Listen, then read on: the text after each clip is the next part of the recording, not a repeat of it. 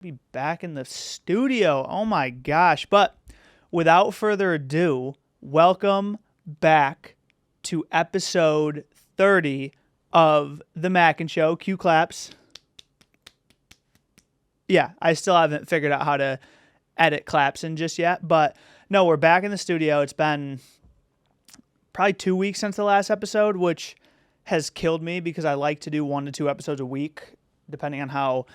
One for sure, always 1 episode a week, but I try to get 2 if we can, and life has just been so busy over the last couple weeks. I had my mom visit, which I'll talk about some fun shit. I was just in New York for the last 7 days for work, which was crazy. I don't know if you can hear that, but they're doing construction on our office right now. Doesn't matter. Podcast still goes on. But no, I wanted to bring our podcast, like the podcast stuff to New York, but we're going for work. And when you go for work, it's like, I mean, obviously you're there for work, but also most of your luggage is either clothes or extra stuff you need to bring for work. And there was no room, and I wasn't going to pay for another bag to bring and oh my God, I'll talk about it. But if you saw the rooms, ain't no way a podcast was going on in New York City. Shout out Caitlin.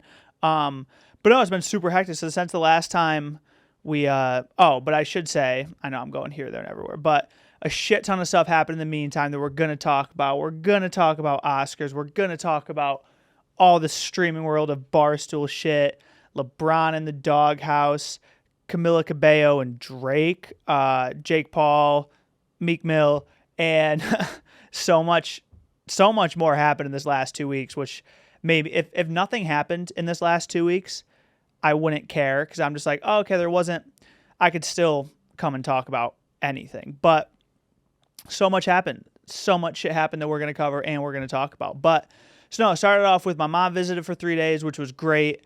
Obviously, when your parents visit, it's always sad because there's never enough time. Like, I wish she was here for way longer, but the 3 days was great. We actually did a ton of shit. Like, I don't know if anyone else is like this, but when someone visits you, of course the person visiting you is always going to be nice and be like, oh, we don't have to do so much stuff, I just came to see you, which I love, of course. But also coming from my end, I'm like, no, I want to show us a good time. I want to do this, that, and everything. And at first I was like, oh yeah, I have plans, like fun shit for us to do, and we actually did like a ton of shit.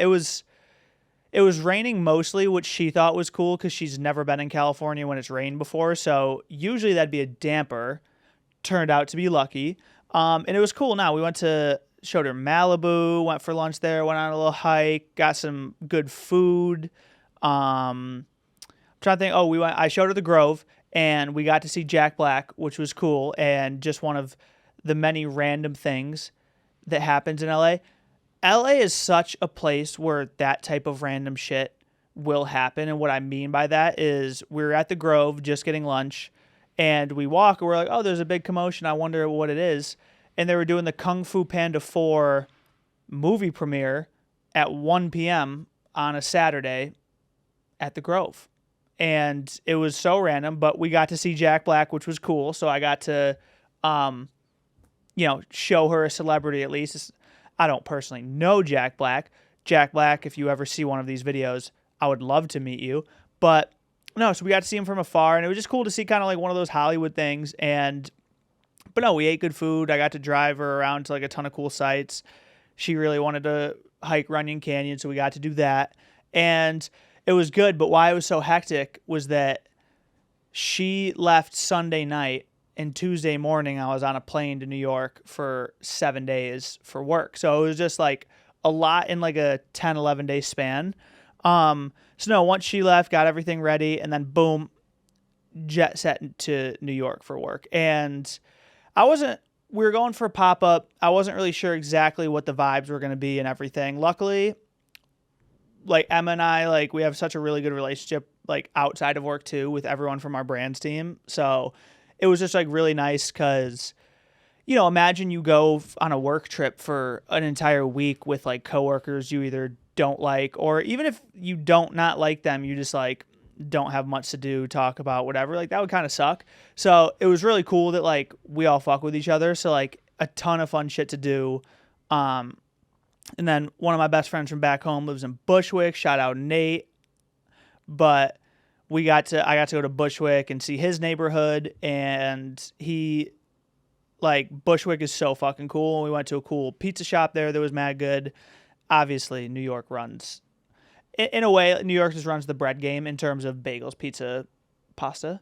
So no, we had so much good Italian food. I ate like shit the entire time I was in New York City. And you always hear that back and forth. Like in LA, you have your vegan, organic, avocado, whatever food. And then New York has the same vibe of LA where there's that stat in New York, like you could eat at a new restaurant every single day in New York for it was years. It was I think it was someone's whole life, to be honest. And it's true.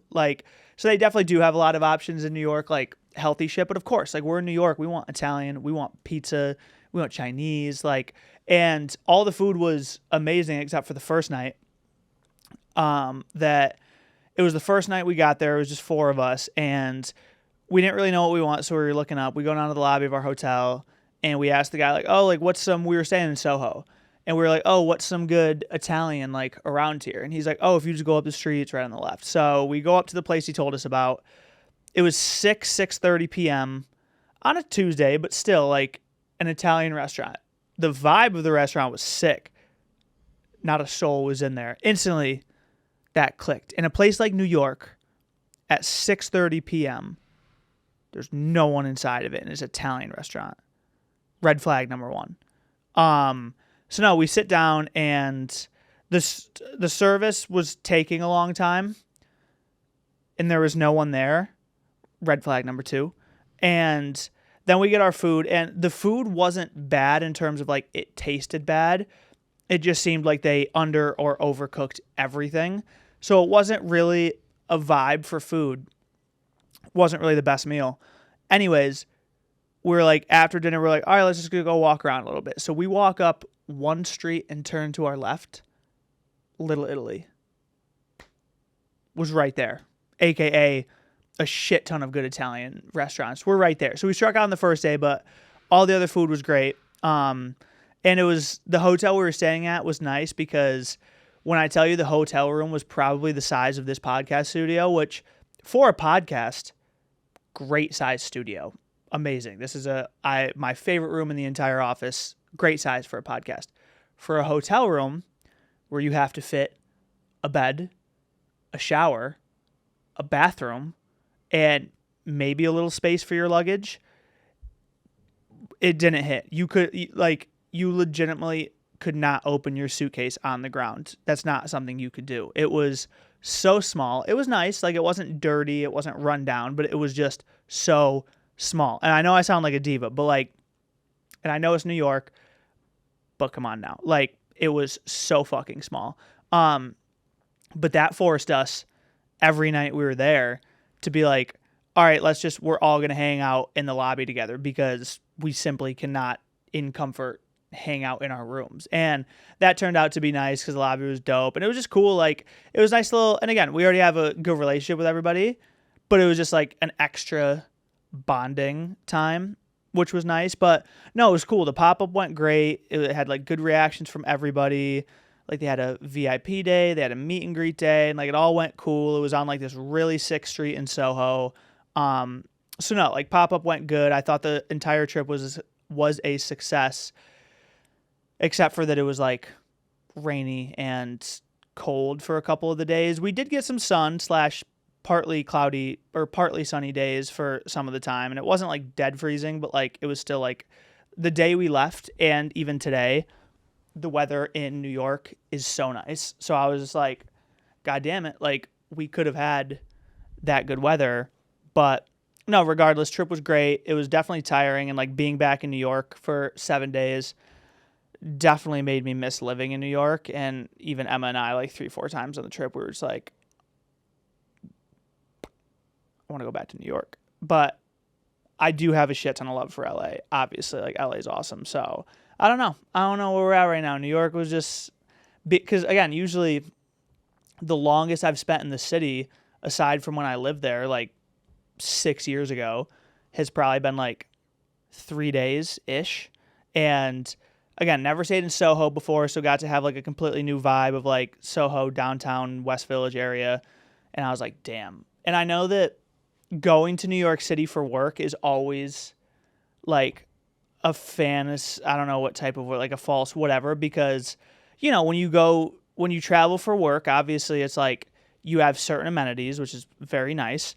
And every single time I'm like, yeah, I want to move here. But then I realized like this week I just experienced, I probably wouldn't be experiencing it if I lived here, given if I got a crazy paying job, maybe. But like, you know, I doubt if I moved to New York City right now, we'll be living in Soho of all places.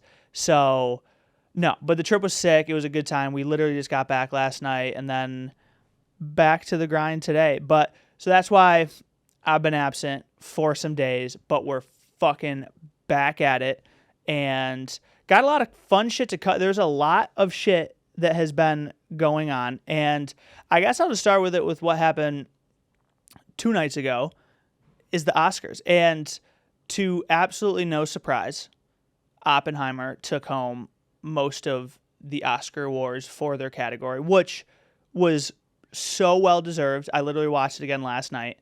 And they took home Best Actor, Best Director, Best Supporting Actor, and I forget a couple other awards, but I think they won 7 in total, which is so well deserving because that movie over time has definitely became one of my favorite movies. I get it. It's a 3-hour long movie. I understand. But something of that movie is just so, from the storytelling, it being bigger than even J. Robert Oppenheimer and the bomb itself. It's so much more than that. Like, just the cinematography, the acting obviously is next to none. The soundtrack is crazy. Like, Oppenheimer deserved every single bit of flowers it got.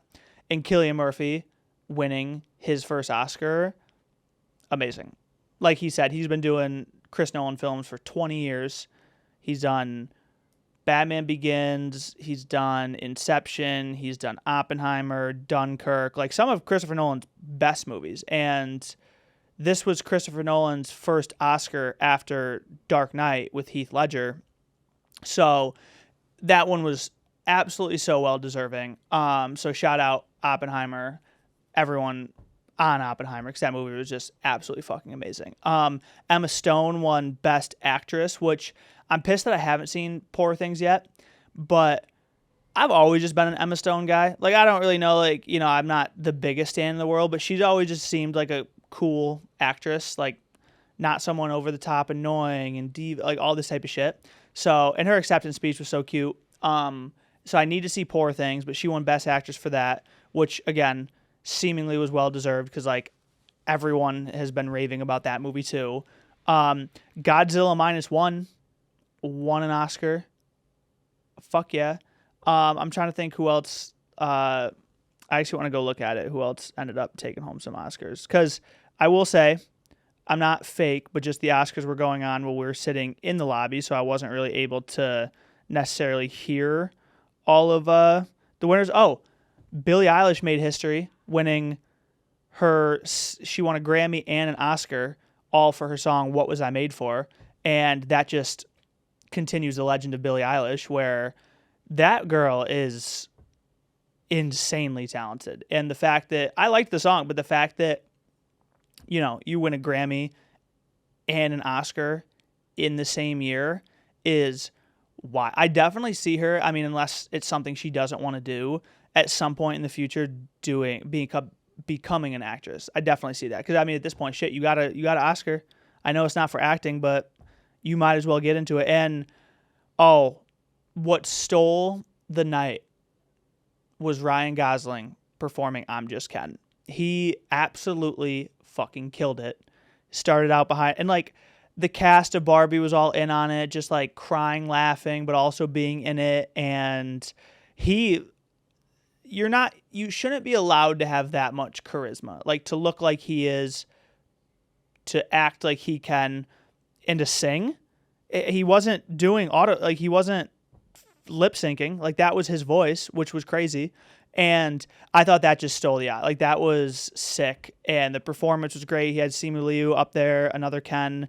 And I just thought that was awesome. Ryan Gosling just seems like a cool-ass dude. So I thought, I'm just Ken, 10 out of 10 at the Oscars.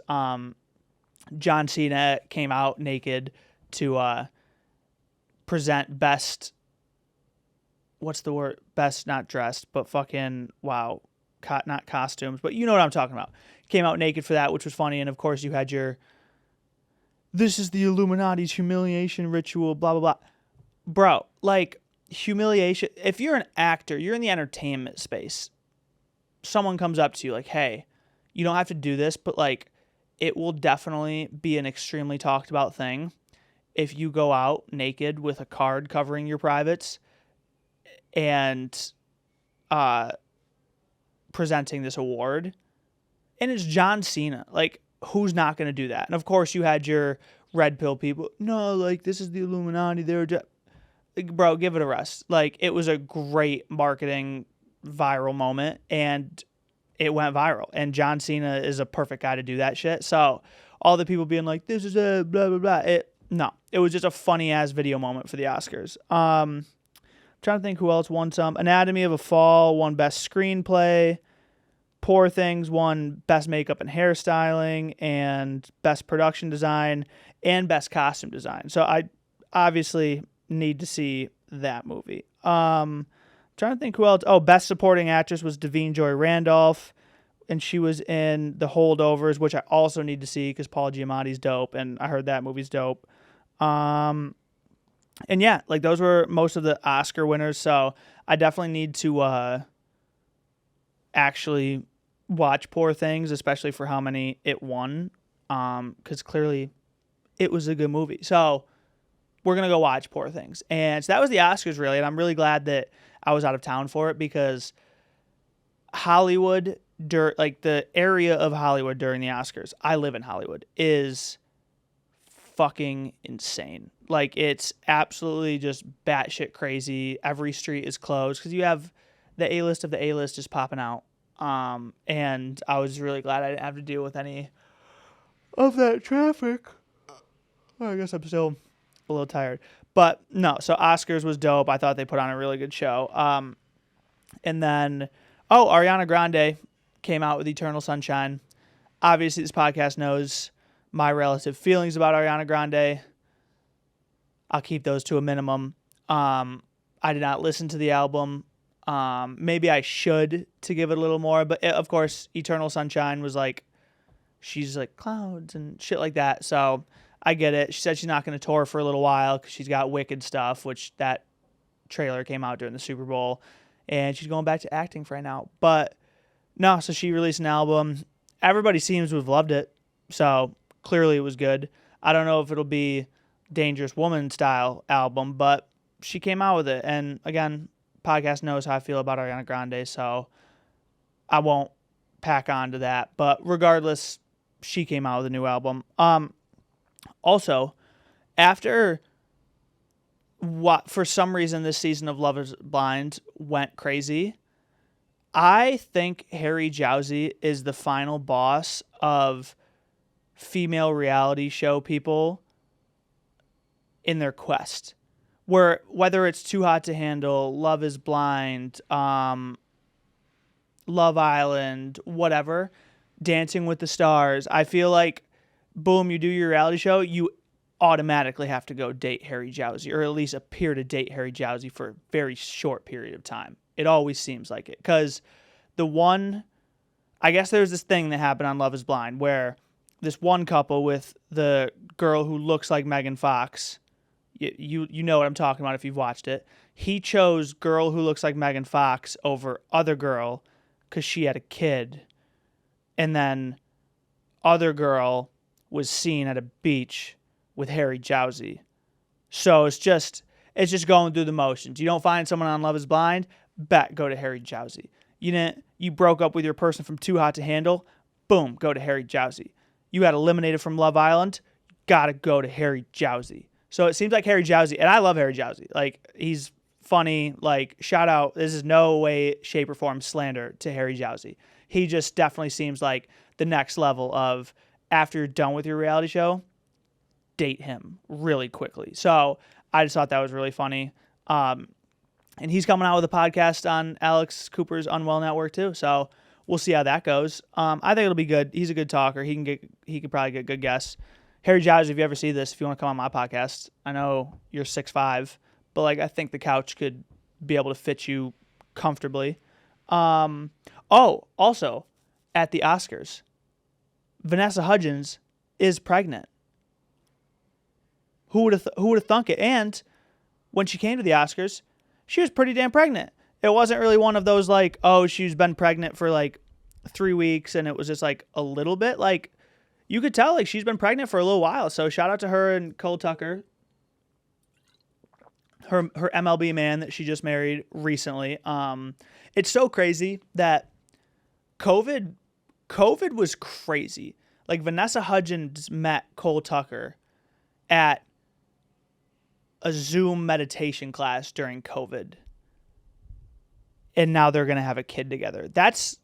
If that doesn't scream COVID, that's crazy. And it's just funny because he's just like all of us, where I remember when I don't know if it was before he started dating Vanessa Hudgens or not, but an old tweet of his surfaced that obviously Gabrielle Montez was his favorite character of High School Musical. Like, imagine that. Imagine you live that life of your main celebrity crush of a movie you watched when you were younger, you end up marrying and having a kid with them. That's crazy. And huge shout out to Vanessa Hudgens. So I just thought that was awesome. I think that's going to be dope.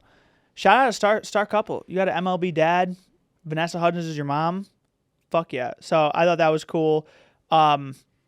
Speaking of, Camila Cabello went on Call Her Daddy, and she has definitely been with Drake.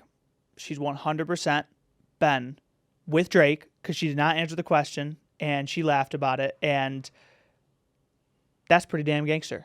Not gonna lie, because what I mean by that was, like, I don't know if it was 2, 3, 4 months ago, whatever, but Drake religiously goes to Turks and Caicos all the time. He definitely has to own a house there or own part of the island. I don't know. He always goes to Turks and Caicos.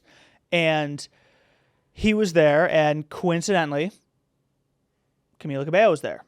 And they link up, so rumors start speculating like, oh, they were there together, blah, blah, blah, yada, yada. She never confirmed or denied any of that. She went on Call Her Daddy, and she said it was a friend's trip. And obviously she loved Drake's musical criticism and all this and that, which I'm not saying can't be true. If someone says they love Drake's musical like input, at some level it's true because it's fucking Drake. I mean, obviously I'm sure that input is next to none because it's Drake.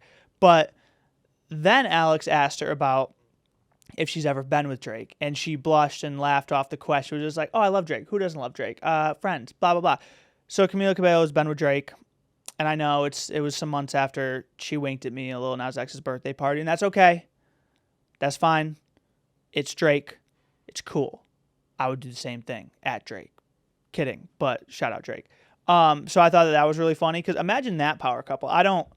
I truthfully don't know the next time I don't know the last time we've ever actually seen Drake in a relationship ever publicly. Where, like, don't get me wrong, there was the Ariana, there was the Nicki, like, obviously he confessed his love for people, but when was the last time Drake was ever in a public relationship?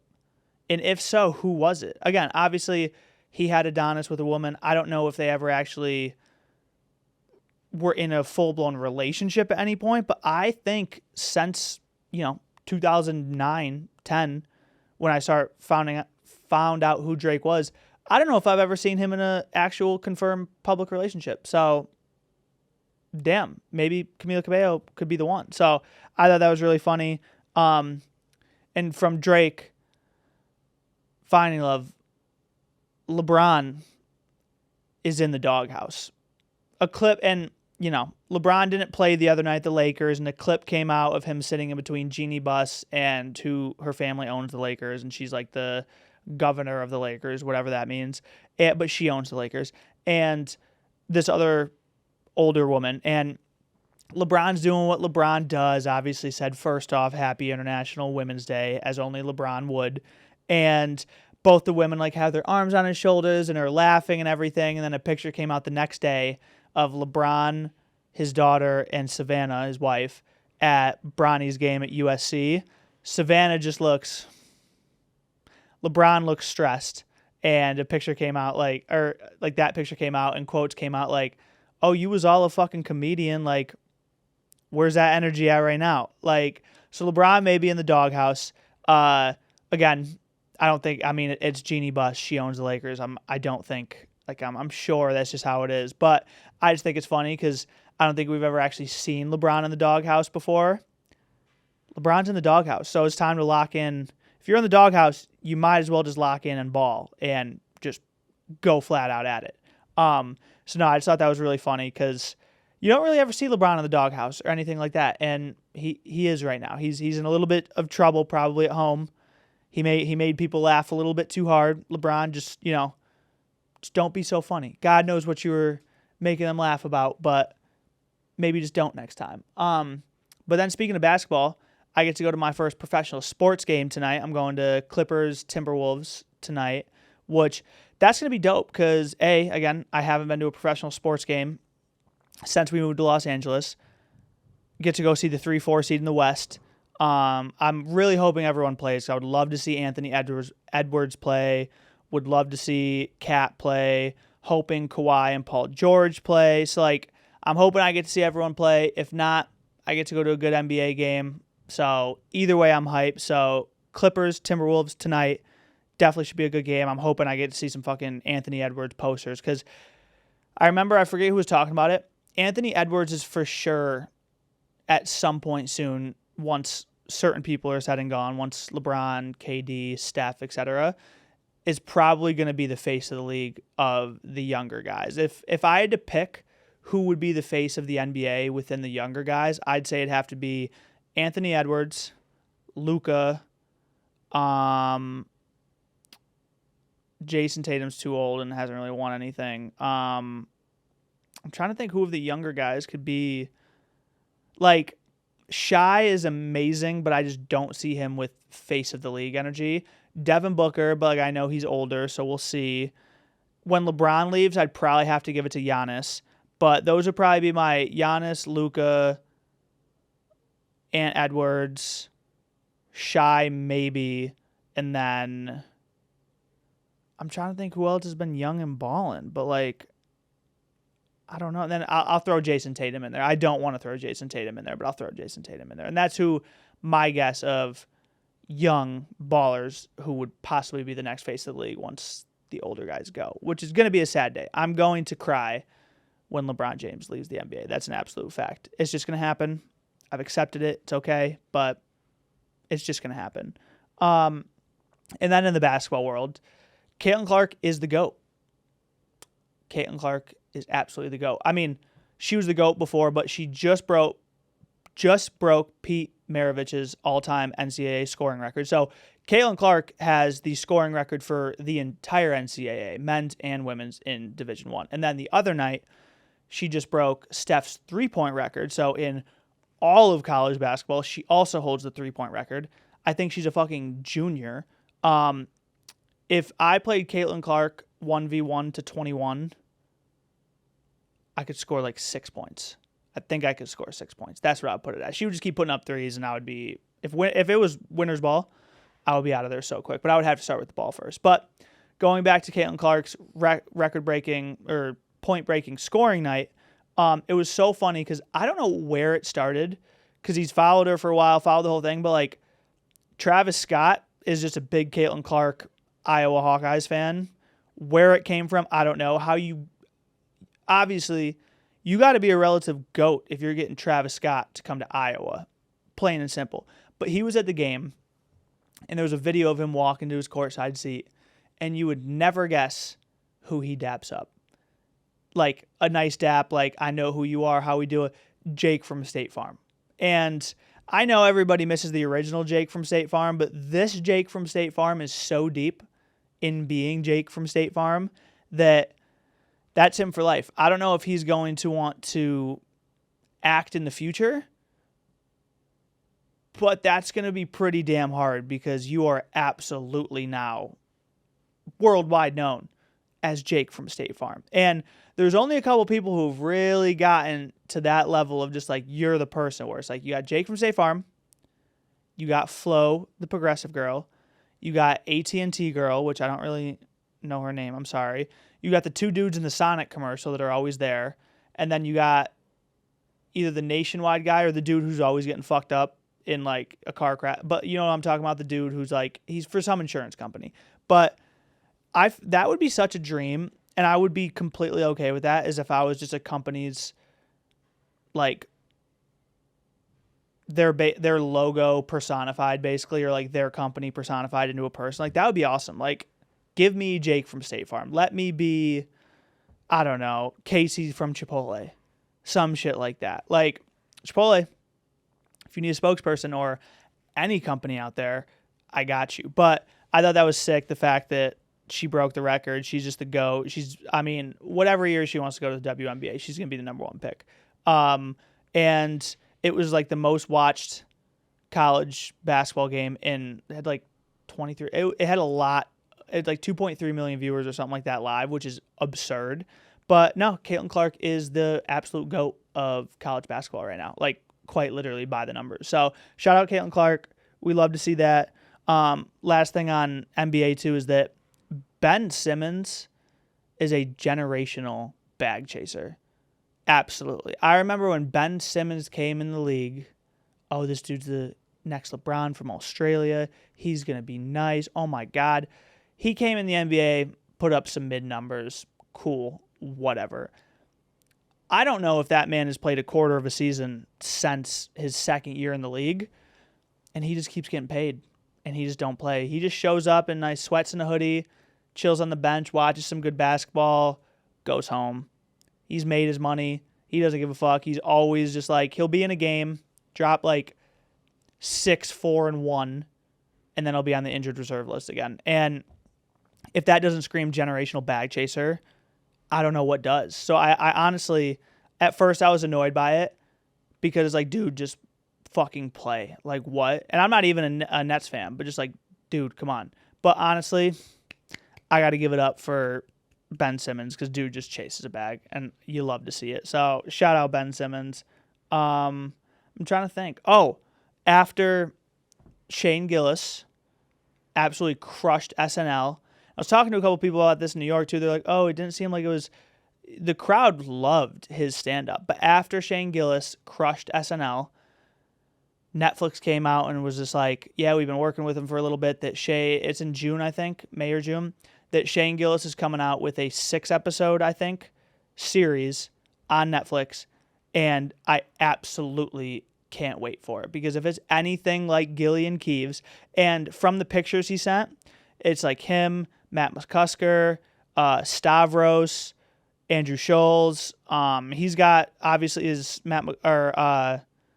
I forget his first name, but the guy who writes for Gillian Keeves is, I'm guessing, going to help write for that. I think it's something about like mechanics, some shit. It's going to be hilarious because, again, his sketch comedy series was absolutely amazing. So the fact that now you have a Netflix budget and you can be able to do something cool with that shit, I cannot wait for that. And I'm hoping to go see him live in May. So fucking shout out Shane Gillis, because that's going to be sick. I mean, he really came in, and he's someone who did his time, where the second he came in, he got canceled straight out the gate. So obviously that was like, you got to wait your turn. And he did. And he's like, you know what? He knew why he got canceled. And he's like, all right, well, I'm just going to continue with my podcast and then, you know, try to find stand-up gigs here and there. And he did that for years. And obviously now Matt and Shane's Secret Podcast is huge, and his stand-up is even bigger. And he really just, you know, played his role, waited for the right moment to have a great stand-up special. And yeah, so shout out Shane Gillis. I cannot wait for that one to come out. I think that's going to be sick. I love how Barstool is moving into the streaming world, and I get it. I know they stream when they watch sports games. They've done certain streams before. I definitely think Barstool needs to give its flowers to Jersey Jerry when it comes to hopping on the cool, successful stream shit now too, because he, from the hole-in-one stream that quite literally was just mega viral, got so many, Tom Brady talking about it, so many celebrities like tuning in, had so many viewers, and from then on out, Jerry has just done a ton of other streams. They did a finding like 16 needles in a haystack. He did breaking Caitlin Clark's scoring record with threes and free throws and layups. And he's just done so many challenge streams that take hours and hours. And like, again, Jersey Jerry is just absolutely a great personality for Barstool, that I think that's like helped other people do streams. What I mean by that is that it wasn't necessarily a stream, but there was another really long podcast, Stream-esque, where Kirk Minahan's podcast, he had a kid on who was not allowed to leave the podcast until he named the top 10 home run leaders in baseball of all time. It took him like 30 hours to do. The last name took him like 10 hours to do, just of like Jim Thome, and that was it. And then after that, another person in the New York office named Chris Klemmer decided, for some reason, I'm going to do a stream of 100 hours in solitary confinement in like this room by himself. Why? I don't know. He didn't win anything, and I guess some of these other streams are not winning anything, but why he did that, I don't know. And he was supposed to have challenges, quit all of the challenges, didn't want to do any of the shit, and essentially out of that 100 hours, slept on stream for like 50 of the hours. Like he slept like 15 hours every single night. Like on almost the last day, Dave tweeted out like, "This is boring as shit. I'm cutting this stream. No one wants this anymore." But we're not going to tell him it's cut until after. That made the uprising, as Dave called it, the Clemaholics, go crazy. And Dave was like, "All right, if Klemmer is trending nationwide for an hour, I will turn back on the stream." Klemmer was trending for an hour. Dave was like, "Okay, you know what? No, if he's trending again until this time, I'll put the stream back up." And it was trending again until that time. And I don't know if they ended up putting the stream on at the end, but it was like, again, it was peak Barstool, where you have a stream that people are talking about anyways, talking about how boring it is, which is still talking about it. And then you have Dave come in last minute and be like, "Fuck this, I'm cutting it." That turns it into something way bigger. And it was peak Barstool. It really was. Like Dave being that like, "Fuck this guy." And then half of Barstool being like, "No, like that's so mean." And Dave being like, "I don't care." Like that's old Barstool. And I definitely think the streaming world of Barstool is going to be really, really cool to watch, because I just think it's going to bring in so many cool challenges, viewers, like a different crowd of people, like, and it's just going to be so entertaining. So I do have to say, and again, I know they've done them before, but I have to shout out Jersey Jerry for that, because Barstool is absolutely killing the streaming game, and I'm hyped to see whatever streams they come up with next. But shout out fucking Barstool Sports. What else we got? In the time, Jason Kelce retired from the National Football League, which watching that press conference was so sad, because even before the Taylor Swift stuff, like Jason Kelce has become such just the golden retriever football player, where how do you not like Jason Kelce? Like, been with Philadelphia his whole life, good ass dude, amazing at his position, Super Bowl winner, Pro Bowler, like he's awesome. And he like hinted at it a little bit after their playoff loss at the end of last year, that, you know, they were asking, "Are you going to be back? Is this done?" And he didn't give a full answer. So people were like, And then he came out and he retired, and it was a tearful retirement. He was talking about him and Trav's upbringing, how much he loves Philly. He was in a muscle. It just screamed Jason Kelce. It was awesome. Football is going to miss him, and especially the fact that they just signed Saquon Barkley, which makes me think, is there a chance he comes back for one more year? I don't think so, because again, like, he just seems like a guy who definitely keeps his word. Like, no, like I just want to, I'm done. I want family time, all this type of shit. So I do think he's done. But the fact that they just signed Saquon Barkley, I know that Eagles uniform is just calling at him like the Green Goblin mask, like, "Come back." So, but it was a sad retirement, but it was about time. He's played 13 years, and, you know, now he can just be one of Taylor Swift's main bodyguards, which would be hilarious. But no, so he retired. It was cool. So shout out Jason Kelce. And in the fight world, my God, Sean Omally is definitely, if he's not at the moment the face of the UFC, he's definitely going to be, because that dude is just a great marketer. Great fighter in the bantamweight bantamweight belt also, and just all of his fights are electric. Like, they pull out, he's friends with a ton of different celebrities who come to all of his fights, like, and he's just such a performer, and like, he's good at shit talking, but he's good at partying, but he's also actually really good at fighting, and he's kind of like the non-Irish, not as dickhead Conor McGregor in a way. And I just think he's so good for the UFC, and I mean, even Dana said it. So, and obviously he just won UFC 299, or I forget what number it was, 300 something. No, it was 299. I don't know. But whatever the last fight was in Miami, he beat the dude by unanimous decision. Somehow did not knock this guy out. And with some of the flying kicks and hits was crazy. But no, Sean O'Malley is definitely, in my opinion, going to be the next face of the UFC. And I just think it's perfect because he's just such an energetic, fun dude. So, and the fight was amazing. So shout out Sean O'Malley, Sugar Sean. And yeah, dude's just a fucking savage. So I think that's definitely in his future. Also, did not see it coming that Jake Paul will be fighting Mike Tyson. Yeah, you heard me right. Jake Paul's next fight will be fighting Mike Tyson, streamed on Netflix, which is great because I don't got to pay for it. And this one's insane because, again, I know, like, and again, people like Portnoy and everything always put it best, where no matter how much shit you want to talk about it, he's fighting, oh, Mike Tyson's so old. Of course you're going old. He hasn't boxed or whatever. You're going to watch the fight. You are, however much, whoever is complaining right now about Jake Paul and Mike Tyson, 100%, I have no doubt, is going to watch the fight. And don't get me wrong, I know Mike Tyson is old. I know he hasn't actually been in a boxing match in a long time. There is a chance Mike Tyson wins this. I understand the age difference between him and Jake is like 20 years.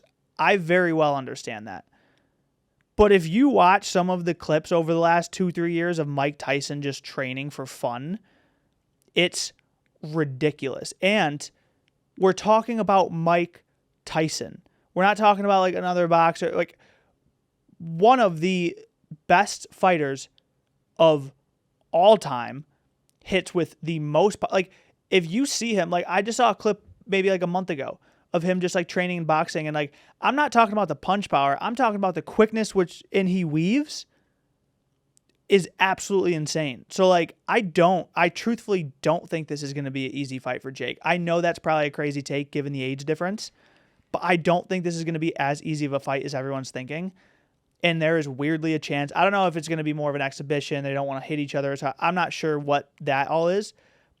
But I think there's a chance Mike Tyson could beat Jake Paul. And I love Jake Paul. So, like, that's not a diss to him. But, like, we're talking about Mike Tyson. And, again, I think I've said it from the start. I think Jake Paul is so good for the sport of boxing. And whoever he fights, people are going to watch, always. And so I'm hyped for this fight. I'm extra hyped. It's on Netflix. So Jake Paul, Mike Tyson, that shit's going to be sick. So shout out to them. And with another Paul continuing to fucking dominate, Logan Paul obviously with the WWE, but with his business, Prime now just became the main beverage of the Los Angeles Lakers, which is absolutely insane. And they're just killing it again. And just the fact of how much they built up Prime is so wild to me, where, again, it's just them marketing it, and they're so good at being able to market to, like, the age group they do, but still being able to actually get extremely big. Like, again, being not FC Barcelona, but, like, I think they're Arsenal, the UFC, the Los Angeles Dodgers, now the Lakers, like, them being the official drink, and Walmart came out like a month ago saying Prime was their number one selling hydration drink, which is crazy because you officially outsold. And again, it wasn't for an entire year, but the fact that you officially outsold Gatorade is, and there's probably, I don't even want to know the offers to buy, like, because how those businesses go, I'm sure Gatorade or Pepsi, like just those bigger conglomerate drink companies, I'm sure there's bids to buy Prime. I'm absolutely sure of it. And they're probably outrageous. But again, Logan and KSI are so good at marketing Prime, and they've just been killing it. So Los Angeles Lakers official drink Prime is absolutely crazy. So Logan's still killing it. And obviously he's still the U.S. champ in WWE. So those two brothers are just the epitome of like moving on from YouTube to fucking success. And I will say, we were talking about it in the office. I get it. I know you have to do different things in the future. And I'm not saying you had to do it weekly and this and that. I'm not a big fan of just like completely abandoning the platform that made you. And I know Jake comes out with YouTube videos every once in a while, but like, and I'm sure Logan's schedule is just absolutely ridiculous, but I wish he would still come out with some, because I'm sure the behind the scenes of his life now is so much crazier than it was when he was daily vlogging, or not even daily, but just like in 2020 when he was living in Encino. Like, and I know there's like stuff you can't get on camera. Again, it's so hectic and busy. I understand that, but like, I need people to start coming back to YouTube. I really do. Like, again, I love the stuff I watch now, but I need certain people to like, don't officially abandon it. I'm not saying you gotta do one a week. I'm not saying you gotta, but just like some videos here and there would be dope. And, you know, I know Logan did it for when he engaged Nina. He did like one or two in between there, but we need some vlogs back. That's all I'm saying. But Logan, Jake, absolutely fucking killing it. And no, so that's really been most of my updates for the week. And I'm hyped to be back in the studio, hyped to be back in Los Angeles, hyped to finally get back into the flow of shit. So I appreciate, again, we've been gone for a while. Maybe a lot of people will forget. I don't know. But regardless, always appreciate whoever tunes into these. I know I sound like just the most broken smash record of all time. We're going to get guests, I promise you, even if it's like fun friends and shit like that. But I appreciate everyone who watches. It's episode 30 of The Mackin Show. And until next time, peace.